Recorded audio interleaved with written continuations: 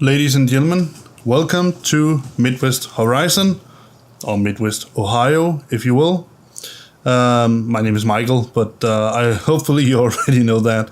And I think I have some great news. Well, perhaps mostly for me, actually, but in some sense also for you. So I have talked a little bit, had a conversation with a good friend of mine. I'm not sure. He's a friend of mine. Let's keep it at that. He really did me a solid on this. So he suggested that I shifted to the NVIDIA encoder, and instead of using the lossless encoder, he suggested that I just use the high encoder and then set it at something like 80 or 90% quality. That should help my problem, and well, from my perspective, it certainly seems that it have, but well, we're going to see when I start this combine harvester right here. So the plan right now, so let me just show you it on the map. My plan right now is that I want to block off this little section here, I think. We talked about this section here. Now, I think I'm just going to block off this section here because that's the only part that's really actually annoying.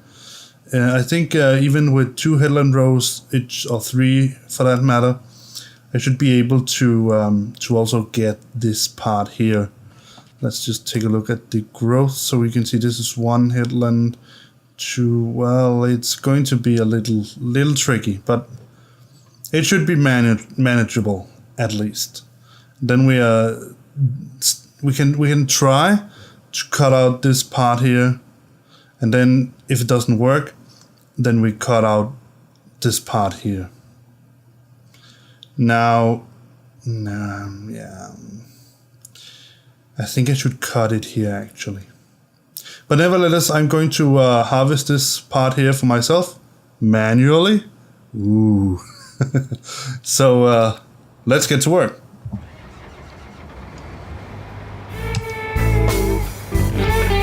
And just like before, I have put a couple of cork pads.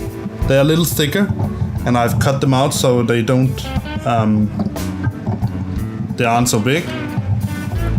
I have decided to use them to sort of try to isolate my microphone stand, the standard Blue Yeti stand, a little bit from the table, but I have to admit right now that, and you can still hear my microphone, you can still hear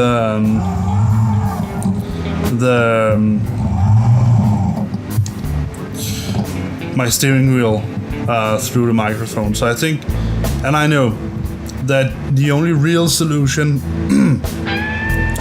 to this problem is to get a real stand for the microphone, a real boom or something like that. I think it's the best solution for me because I also use this microphone in other circumstances. I have used it to record my wife. She's singing at a choir, and initially just for fun, I wanted to test out how good my microphone actually did. The Blue Yeti did on such a scene. Now I know that a lot of YouTubers like this microphone because it gives excellent quality when you talk and do stuff like that, but I haven't heard that many people talk about the Blue Yeti in such a connection. But if any of you is contemplating on buying the Blue Yeti and are considering whether it would be worth it, with respect to, for example, singing or recording something like I'm sorry, I just lost track of my thoughts there.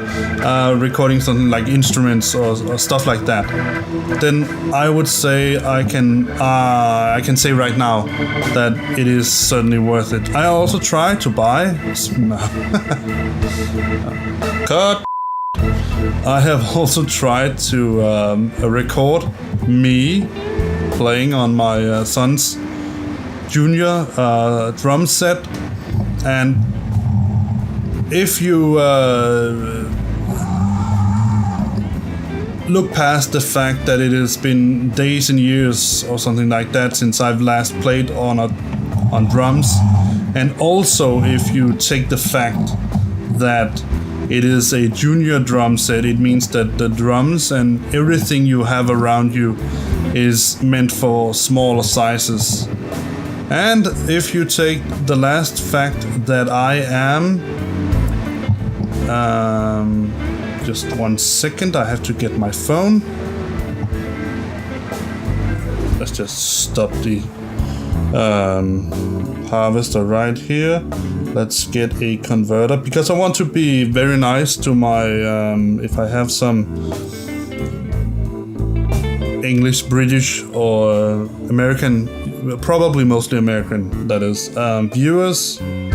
I can tell you right now for my European viewers and also, of course, my Danish viewers, that I am just about 1 meter and 87, 1 meter and 89 centimeters tall. So I hope you can imagine that such a guy, and I'm not petite as well. I wouldn't call myself fat, perhaps I am, but I am certainly I have love handles, if you will. But let's see, 6 feet and 2.4 inches, or 6.2004 feet, or if you will, 74.41 inches tall. So I'm 6 feet and 2.4, 6 feet 2, you would probably say. So you can hopefully imagine for yourself that such a guy sitting on such a small drum set with his belly all over the place and his long legs and all that, it's a disaster waiting for happen. But I would argue that I actually did manage to get a reasonable rhythm out of it. I just was so focused on talking about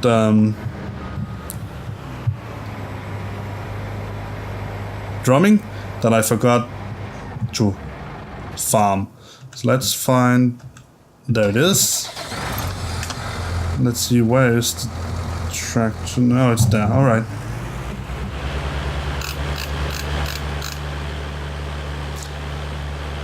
I hope that you can see. For me, at least, it seems that my recording is going just about as smooth as it can. I'm recording right now with the it is the H264 encoder, so it's not the HEV, but the 264 encoder, and I am currently recording full size. It's the full screen at 60 frames per second. 90% quality, and from my perspective here, at least on the screen, it is simply running smooth as silk. So I just have to say, Arthur, thank you very much. This really helped.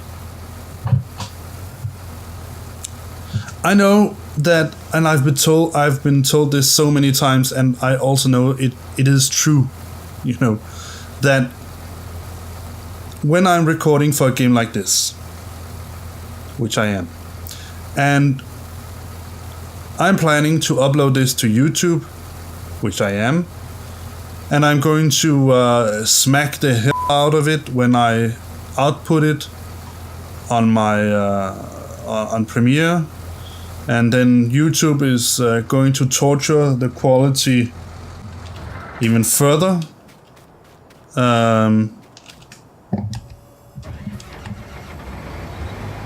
Then I know that it is, to a very much high degree, completely pointless for me to record this using any sort of lossless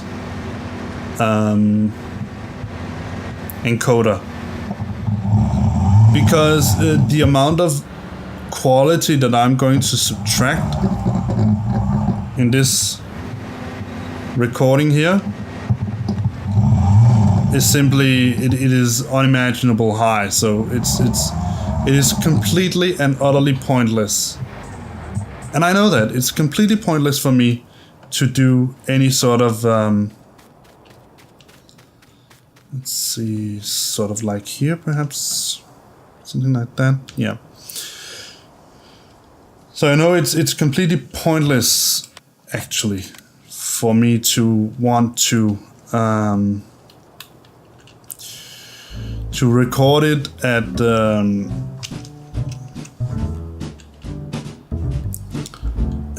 that kind of quality height or quality, yeah, you know what I mean, because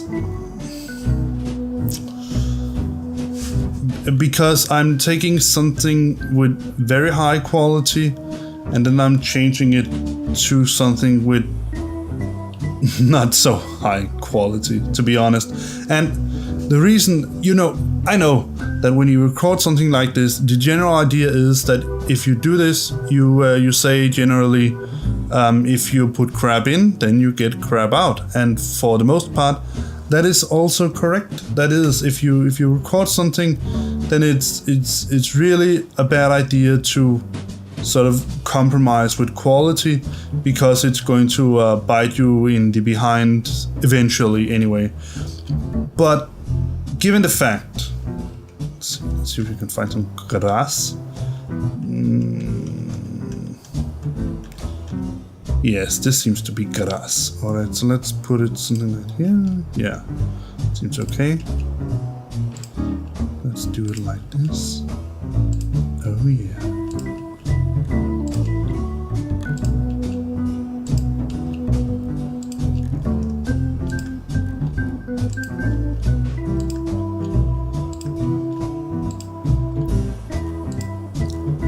I'm sorry for being so quiet, but I'm really focused right now on painting.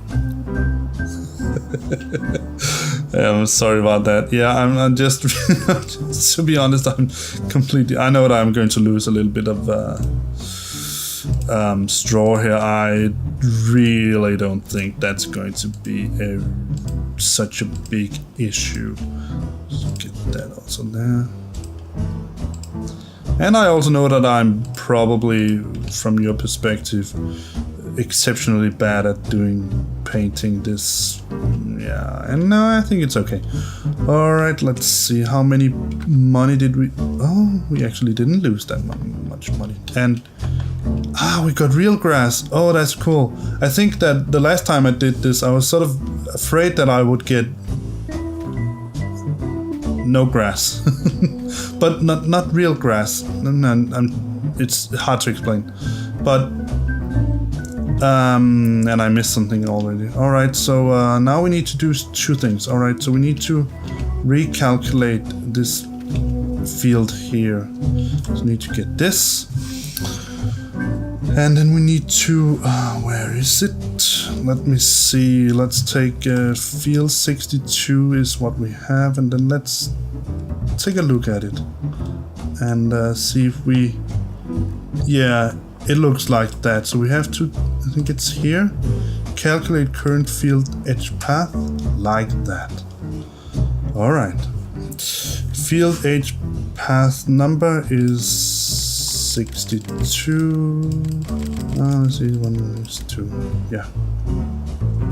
Yep, like that. So we can let's just remove this and remove that and start it and get that little last piece we got over here, missed over here. Yeah, alright, so this is the general idea. I think this is going to help quite a bit with and how we're going to do this. And also this little part here, this little outstretch, it's not such a big problem when you if I plant grass or something like that, because the mower is going to be a lot smaller. So yeah, you know what I mean. You know what I'm getting at. What is going to be a bit funny, however, is to pick up all this straw. Now I seem to. Now I'm using the internal sound card on the Blue Yeti here, but as far as I see it from my perspective, it really seems that my little invention here has at least reduced some of the noise from user and yes and start current and deactivate headland. Let's see, we need let's take 3 and let's take turn and activate simple and create it. There we go. Alright, so I want to see, let's just take that. Oh, that's interesting. Where is the start? It's here. So the route to get to should be something right about. No, I need to get these here as well. So let's take it over here. Perhaps here. Hope I can hit that in the right sense. Let's see if he's willing to play ball. Drive.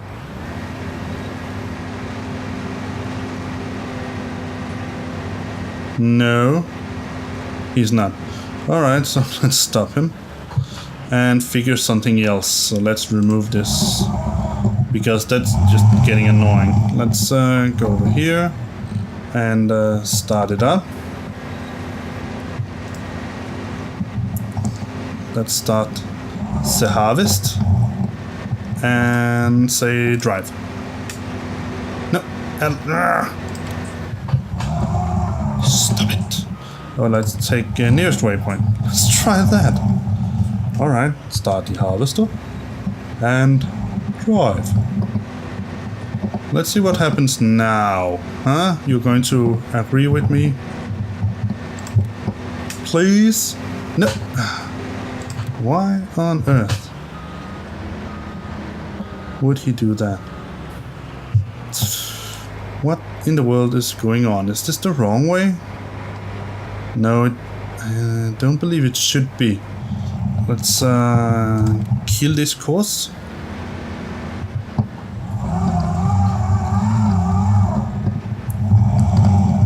And let's try again. So field 62 user, yes, and yes, that. Thank you very much.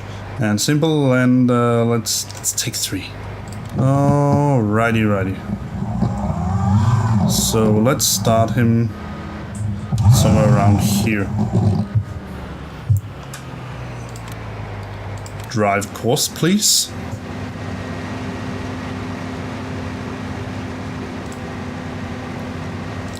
And let's see what he does now, because I want him to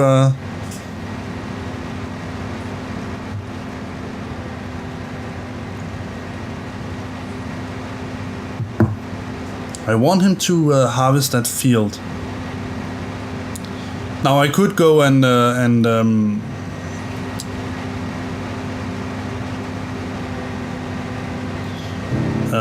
calculate the edges for that little field we have created, but I'm not going to do that just yet. I think the plan for this episode here will most of all be really actually to harvest this big field here and see how much we actually get. Now remember, just from the last video, that I haven't sprayed this with anything. It hasn't. I think it has 50% fertilizer, but other than that, it is, as you can see, it's completely full of weeds, and I don't seem to recall that. I seem to recall that it says that it has to be plowed. So yeah, I think that. I really do think that it's interesting to see. Now, this is going to be a baseline, and I want to say right now that I haven't activated the mod called Double Yield. I had that in some of my gameplays. I had it activated on, what was it called?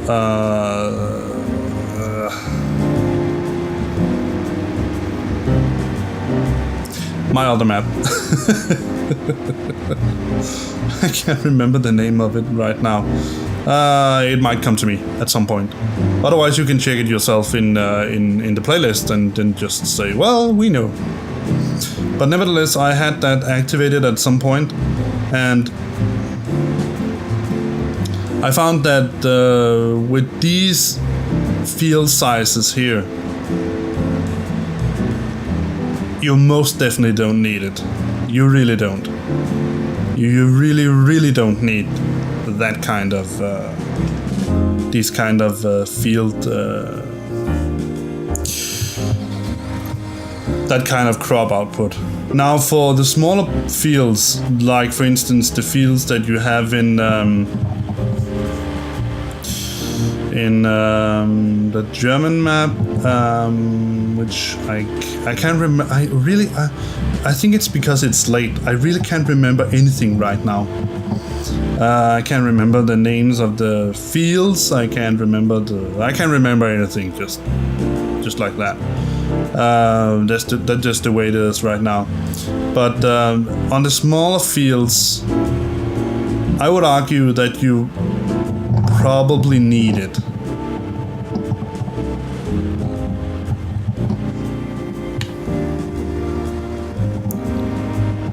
Because then it's really tough to get any kind of income. And I know this game is about the grind, and I do agree, it is about the grind, but to some extent it also has to be reasonable. Alright, so let's empty him. He's blinking.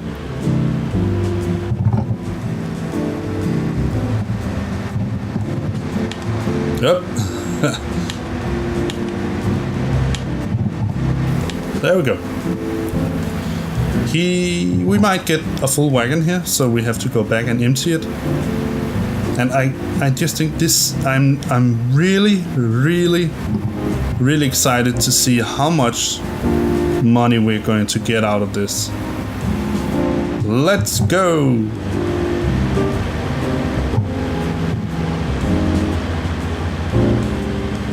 Let's go inside. Yeah.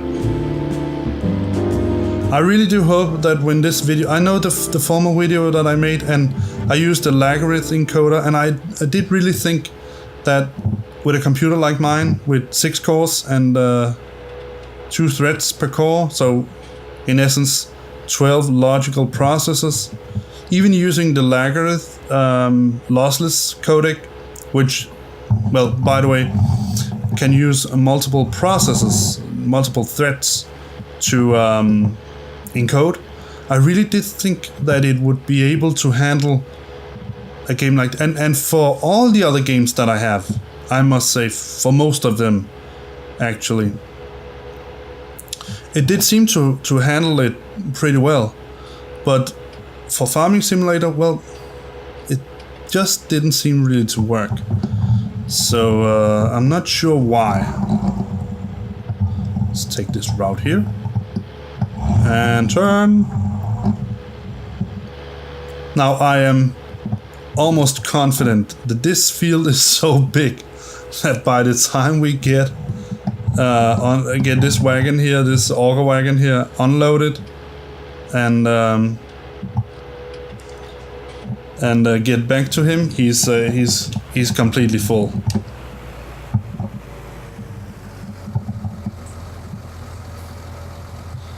And yeah, no. I really want to show you the power of while he's unloading, I want to show you the power. Yeah, he's full. I want to show you the power of cosplay. So I'm going to do this. I want to drive this truck somewhere. I think I'm going to park it just alongside the main road. And then I'm going to show you one other thing that we can... Yeah, he's finished and the harvester is full and yeah, he needs to be unloaded and I'm so stressed. But I want to show you the power, the real power of cosplay. Because as of now, I have been moving around with this little auger wagon and I can empty it into the silo. But in reality, that's not what you do. You don't empty an auger wagon into a silo like that. Not as far as I know. Be minded, I am by no means a farmer in real life. You can write very small books. I mean, really small books about what I know about farming. Sort of not academic knowledge, but but you know, true knowledge, right? So let's find him. I can empty him into this here. If I can find him, that is. And I keep calling him him. I keep calling them him. He's not a him. It's a thing. Let's open. And get some...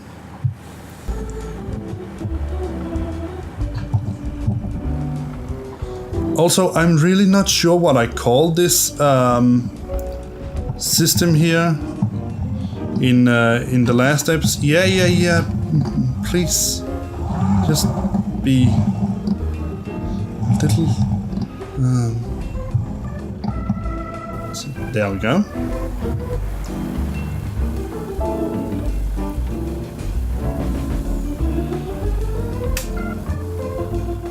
I'm just going to let him empty it all into me before I go and start him up again. Alright, so let me just be clear about what it is I want to do. Let's see.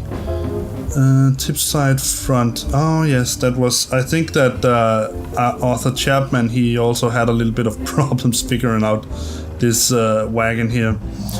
But let me just show you. Alright, so the idea is that I park the truck right here. So let me just show you. I bring up this and then I say, let's see, what do you want? We want empty combine and offload. We want grain transport, yes. So we're going to say start course recording. Like this. And then we're going to gently go out to the road. What I'm doing right now is that I'm recording a course for this truck right here.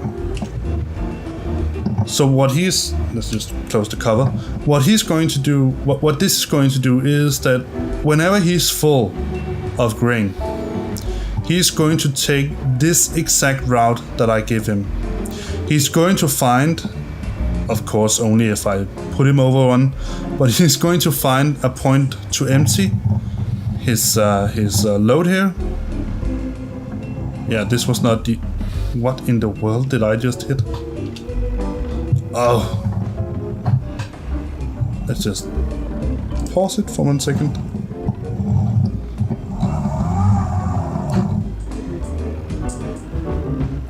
Oh, it's really stuck. How is it so stuck? Oh well, I guess there's no other way than to be a little bit aggressive. Sorry about this. If this was in real life, just like I said before, I would be so much fired.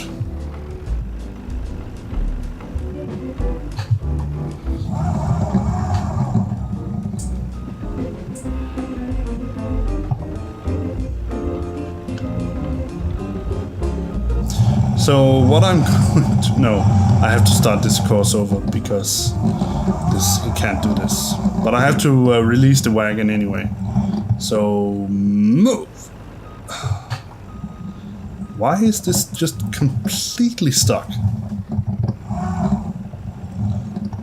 Oh well, I think I have another idea. So yes, you're going to see me screw this up completely. So welcome to full simulator 19.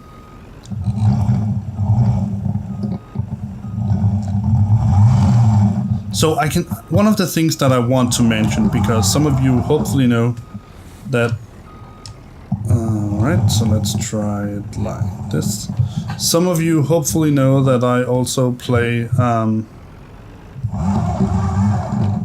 European Truck Simulator.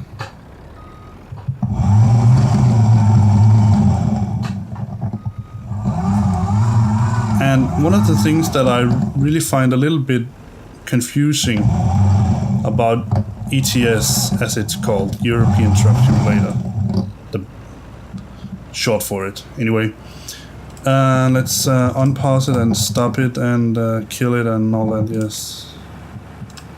So one of the things I find a little bit confusing is that in a game like this, where they truly don't have an emphasis on driving trucks, they have put in smoke or smog or whatever you want to call it from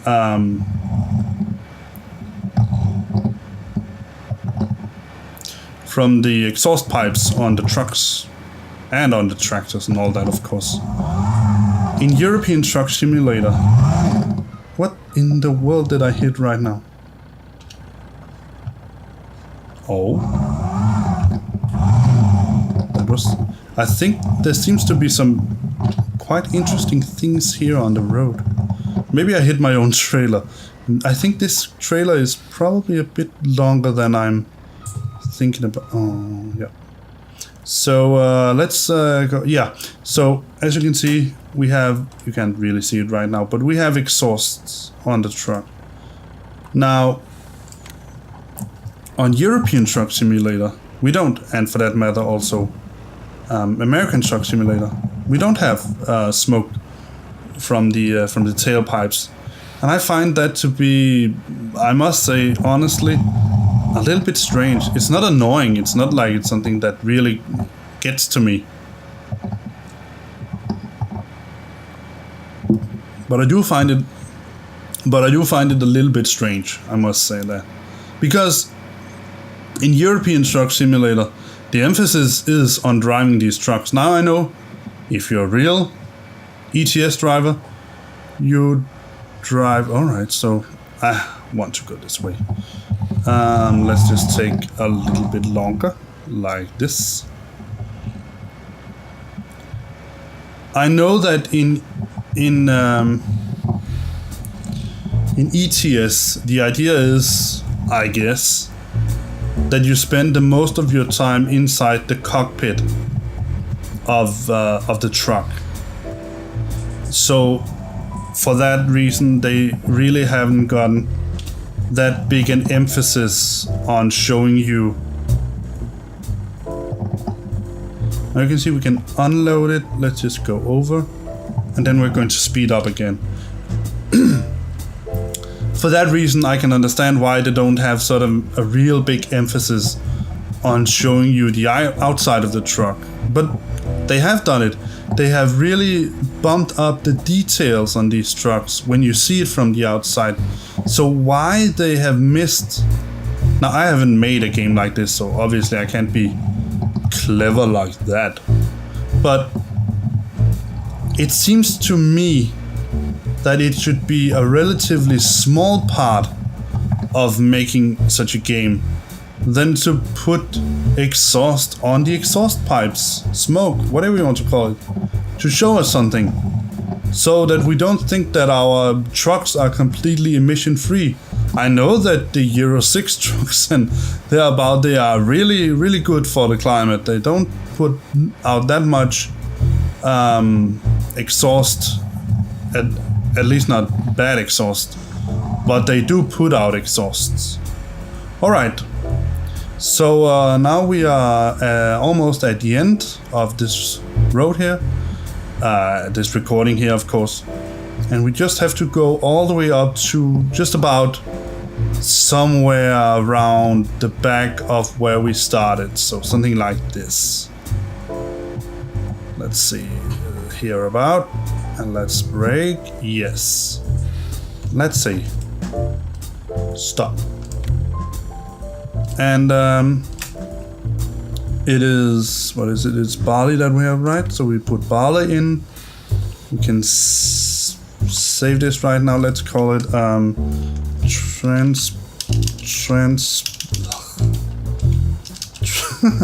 call TP field 62. And I'm pretty sure I called it field 61. Nicely done. But nevertheless, we say drive course, and he's going to drive up to this place here and stop. And then he's going to just sit tight until I come with my little auger wagon and fill him up completely. Stop him and start. There we go. Let's get this tractor here. I know this is just essentially I've just put another step into this. Really, in reality, I just just added another fuel expense to my setup here. But I would say that to some extent, this is probably the most realistic way that you want to do this. I'm pretty sure, like I said, I'm not a farmer. I don't know these things. But I am, however, quite sure that I can't drive. Shit. I am, however, quite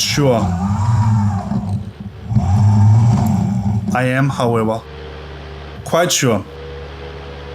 That in reality, you would not drive your auger wagon up to the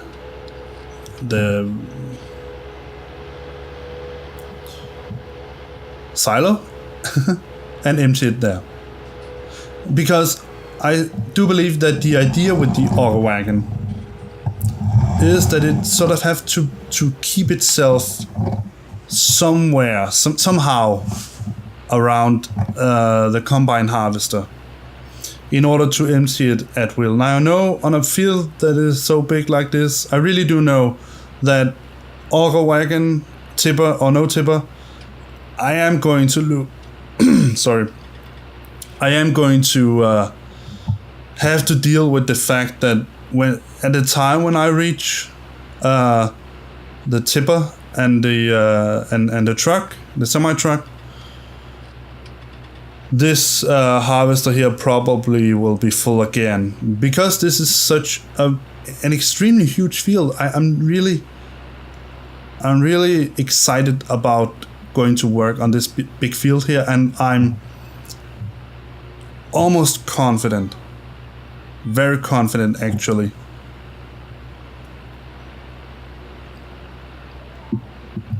that we're going to make a lot of money on selling these crops here. So as you can see right now, he's going to lose some crops here and there, and that is because I noticed that and you can look it up in the first video if you want to. You can go and see that, and in the first video I set him to smooth, actually I think it was. Can't remember whether it was turn or smooth. I think it was smooth.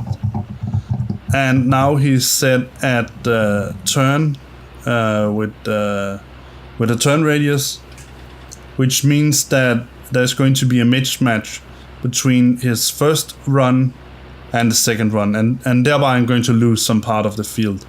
There's just no way around it. I do think, because this is again such a huge field, that it really isn't going to make that big of a difference. Oh, let's go help our friend out. Our helper, if I can get to him. I'm just going to plow this over. Who cares? I'm the owner here. I decide. I make the rules. Let's go. No. There we go.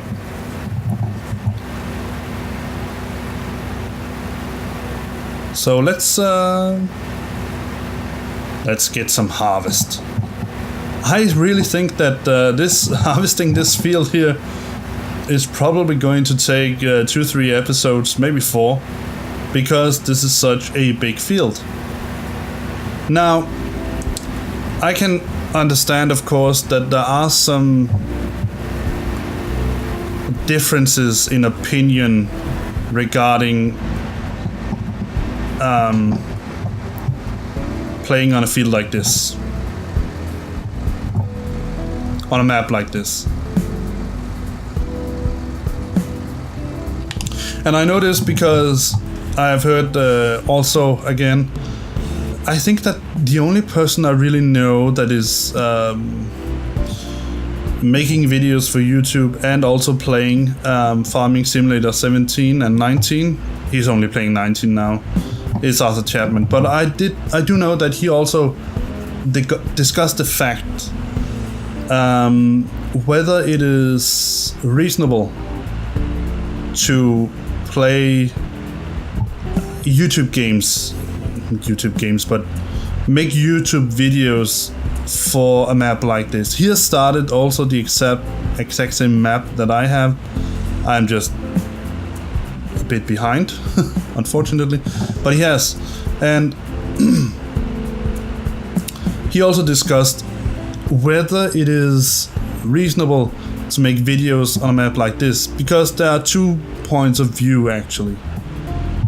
One point of view is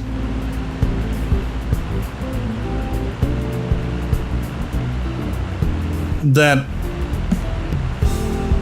on relatively small maps, like, yeah, there you were, Ravenport, for example, the American map, or the German map, I can't remember what it's called. It's one of the Giants' original maps for 19 FS19. You can say on a map like that, the fields are so small that in one episode you can definitely harvest the entire field. Even if you do all the things yourself, you can harvest the entire field. And that means that in one episode you can harvest, one episode you can plow, in one episode you can sow, in one episode you can spray herbicide and fertilize and all those things, and then you can start over. And also you can use an episode for taking care of your animals, all these things. I know that. On a map like this, you can easily spend, depending on how long episodes you make, of course, but I think that I'm trying to keep myself under an hour. I might have to split up the videos here, so I get 2 30-episode videos, but nevertheless, definitely an hour is where I'm going to sort of make my limit. That's my limit. I'm not going to go further than that. So you can easily spend 2, 3, maybe even 4 episodes, maybe 5 episodes, that is, on fields of these sizes. Now, I know that if I had kept myself to the original farm that I bought, which also had excellently, if that's even a word, big fields, it would most likely, if not definitely, have taken a shorter time to harvest the fields. But on the other hand, never mind. On the other hand, it might also be funny to sort of follow all the things that happens on a really big farm and sort of emphasize that harvesting a big field like this in this game, it really does take a long time. It is a time-consuming job, and not again. It is a time-consuming job, whatever you want to call it. And so you will spend some time doing it. And that means that it sort of emphasizes the amount of time you spend on playing on these big fields. So I think that might also be interesting. I certainly think it is, otherwise I wouldn't do it. So why can't I get him to output that? There you were. Thank you very much. The pipe. Stick out your pipe. Like this. Alright.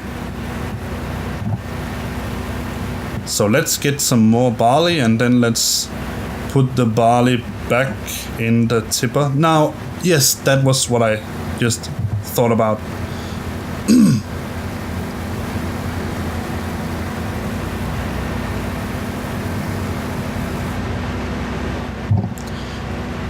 I can't remember what I called those thingies underneath the tipper wagon over here. But I found out later, in the first episode, that is.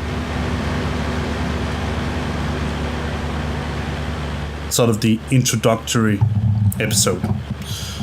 But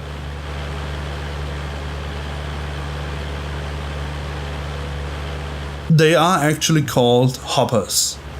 And guess where I got the name from? I actually got it from Minecraft, because as you hopefully also know, I play a lot of Minecraft, and I am definitely going to put out another episode of Tech Ages in the near future, because I really find that to be an excellent funny game.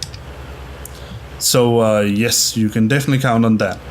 But other than that, let's see if I can even get this head up into the tipper here. Oh, I can. Alright, so let me just show you. These openings down here, they're called hoppers. And if you have played Minecraft, you already know already know now that you can use these hoppers for all kinds of excellently funny things.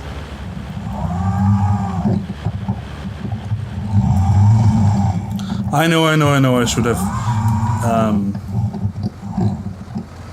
filled up the behind part first, but I didn't, so bear with me. He's not filled up yet. That's at least a good sign. And we are actually now on the final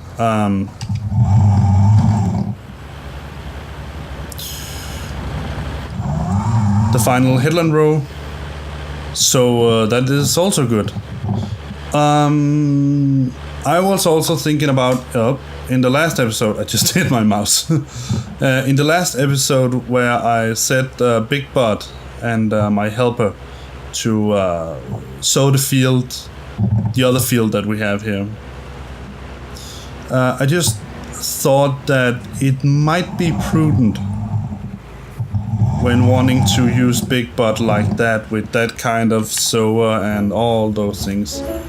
I might have to make 2 or 3 headland rows, and I do think that there's room for making these headland rows here. So yeah, I just thought about that. Now I know that I can. I think I'm going to. Sometimes when I have to do these things, I think I'm going to let Cosplay make the first 2 or 3 headland rows, and then use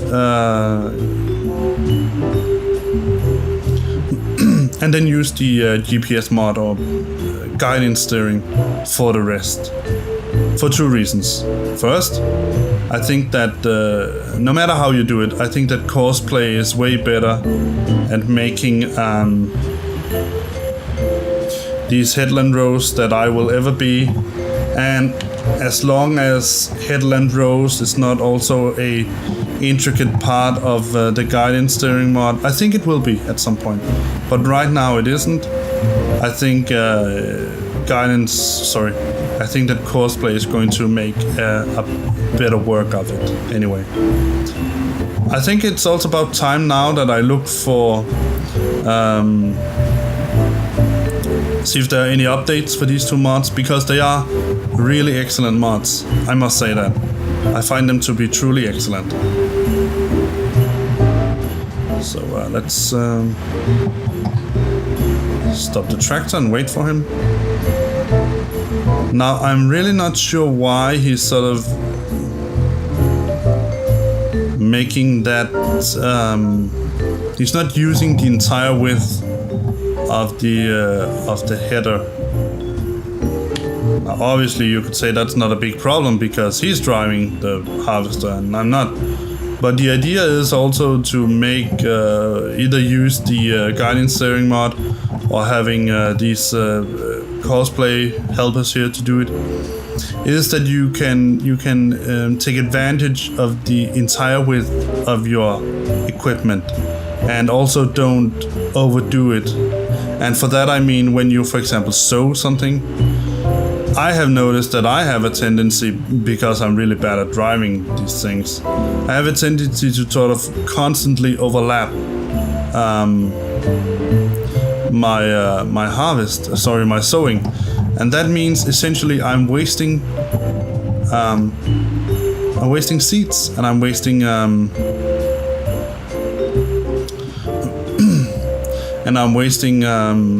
fertilizer. And I know, again, you could say it's part of the game, Michael, just do it, but I don't want to.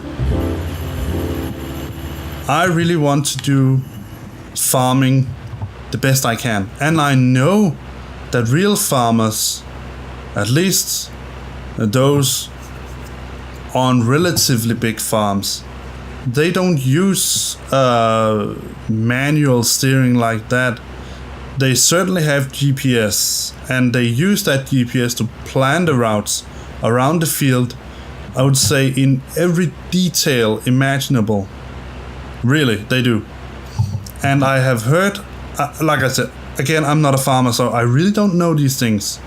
But again, I have heard that farmers also have sort of an auto guidance steering GPS thingy, whatever you want to call it, in their equipment, which means that they can set up the course, they can place the harvester or the combine harvester or the tractor, whatever it is, start it up, then press a button, beep, and then the tractor will drive itself accordingly with this route that he has planned. So essentially, he could sort of just, or she could, of course, could just sort of stretch out their legs and lean back and drink their coffee and enjoy it.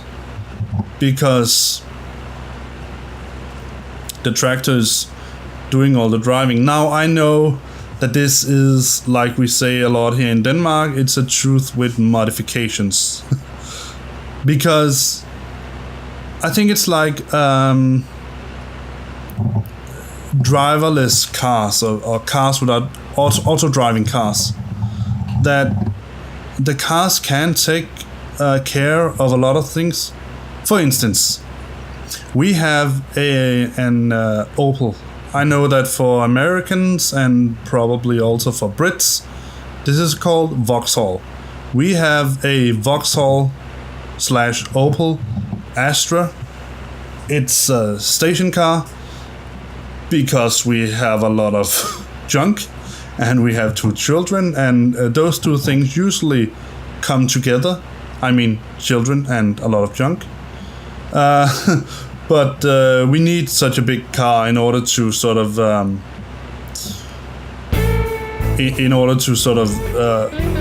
bring all our stuff with us. Now, especially when our little girl was a little bit younger.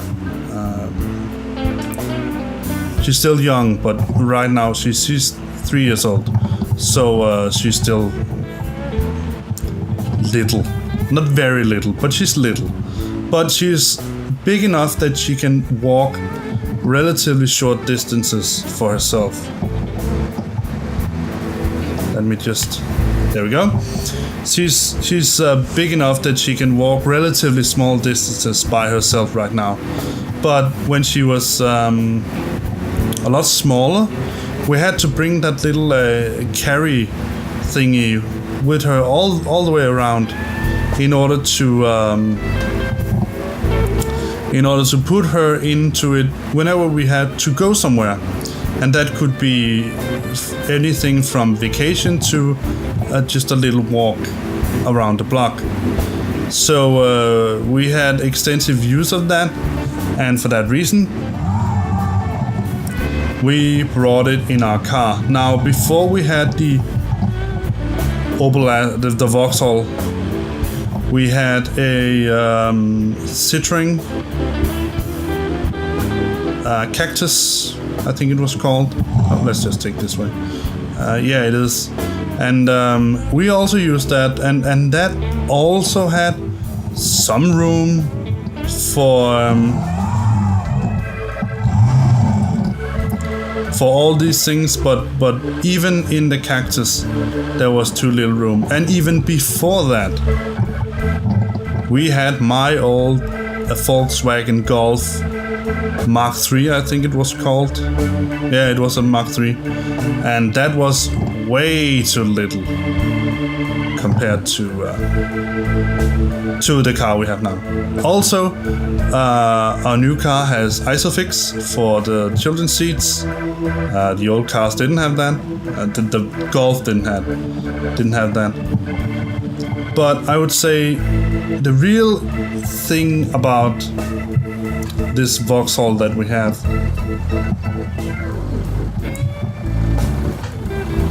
is that it also have a little camera, so it can see the other cars. It can also see signs and all sorts of neat things. But the big thing about the real interesting thing regarding self-driving cars is that it can be enabled such that it sees the markers on the street. So let's say, for instance, that I sneeze and I get snot all over myself, and I want to clean it off, and don't want to put it on the steering wheel and all such of places. There are some things that I can do, and let's just say that I can grab for a little tissue, a handkerchief or something like that, and let's just say, just for a brief moment, I forget to have my hands on the steering wheel because I have to manage the snot and I have to manage that handkerchief and all that, and the car sort of neatly, slowly begins to drift towards the middle of the road. Now, in an ordinary car, if you aren't awake and just let it go, you'll drive in the opposite side of the road, and if you are very unfortunate, that would be the last drive that you ever took. What this car here does is that whenever it sees such a thing, whenever it sees that the car gets too close to the lines on the road, it will completely automatically try to correct it out. Now, this correction is by no means infallible, because what it actually does is that it sort of just points the car in another direction and that means that the car will go towards the other side of the road, and when it gets to that other side of the road, it will turn and correct itself once again, and you can sort of imagine where this goes. It will do that all the time, and sort of it will be more and more aggressive because it doesn't have a sense of where the middle of the road is. It just senses where the edges of the road is. That is the edge of the driving lane that I am in, that is. And I can see right now that I have reached the 1 hour marker. So I think I'm going to let him here. Now you can see our truck is coming. Hopefully I'm not in the way of him. No, he's there. I'm going to let this little track, I think he's going up there in the corner right up there, and then he's going to start sort of a slanted route around. But I think I'm going to end this episode right here. I'm going to let him go where he's going to go, and then I'm going to empty him also. No, not now. You're not full yet. I'm going to do this off cam, of course. But nevertheless, just like always. Hey Michael, please. But as you know, just like always, if you like my video, then like it. If you for some unimaginable reason don't like it, then dislike it. And if you really like what I do and again want to sort of give me a pat on my shoulders for doing such a great job, then please subscribe to my channel. See you around. Bye bye.